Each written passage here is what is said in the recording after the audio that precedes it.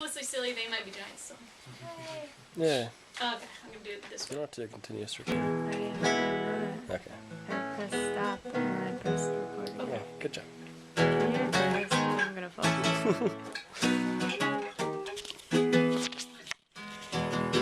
Underneath the big clock at the corner of 5th Avenue and 22nd Street, I stood and waited for a girl I knew at the spot where we agreed to meet.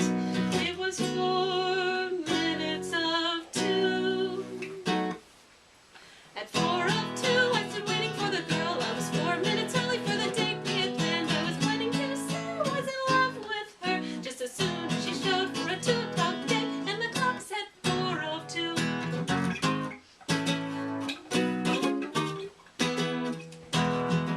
At 4 of 2, I was staring into space. She was not yet late.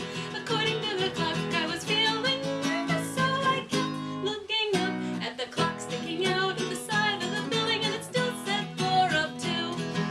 At 4 of 2, I began to feel tired, and I rubbed my eyes, and again I checked the time. It seemed as if the sky was growing dark, but I felt reassured when I looked at the clock and it still said 4 of 2. I laid my head down on the sidewalk so in case she were coming I would have a better view. But no one was there, so I stretched out and closed my eyes for a second or two. It was 4 minutes of 2. At once I woke to a futuristic world. There were flying cars and gigantic metal bugs. I'd grown a beard, it was long and white, but I knew that the girl would be coming very soon, for though everything had changed, there was still that clock, and it still said 4 of 2. Yeah. Yeah. Alright, this one's it's ridiculous. That's what it's called? No. It's called, that is a story song, but I'm not singing that one. This one's called The House at the Top of a Tree. Yeah. Okay. Yeah. There's a house at the top of the tree. There's a house at the top of a tree. In the room there's a chair in the... Oops. In the house there's a room in the room. In the chair is sitting. In the chair is you.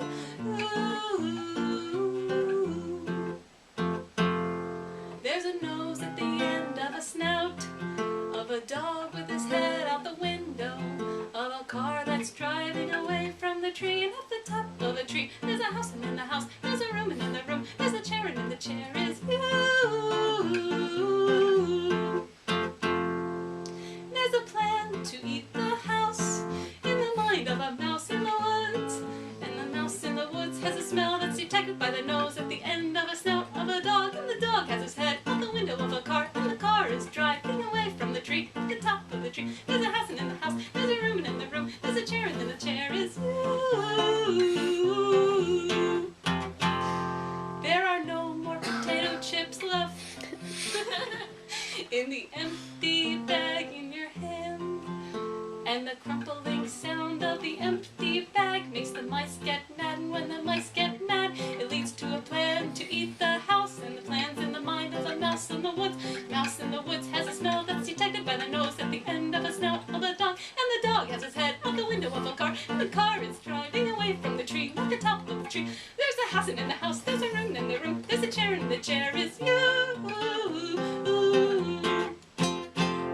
And the reason there are no more chips in the empty bag in your hand is that the crumpling sound of the empty bag makes the mice get mad, which leads to a plan to eat the house. But just in time the dog arrives to give to the mouse the potato chips that you took from the bag and gave to the dog to deliver to the mouse, so the mouse would not eat you.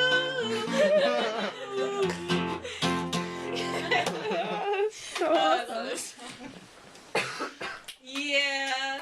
That's a good story. Why are the mice eating house?